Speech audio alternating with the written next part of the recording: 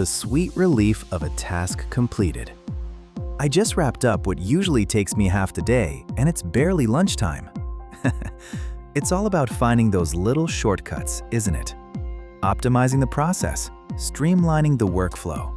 I mean, who wants to spend forever on something that could be done in a snap?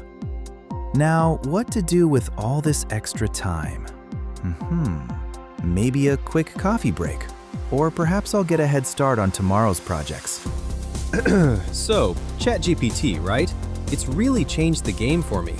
I mean, if you're like me, constantly writing emails, creating content, or even just trying to brainstorm new ideas, it's a lifesaver.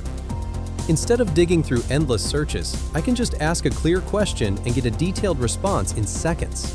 Honestly, it's become an essential part of my daily routine, helping me boost my productivity like never before.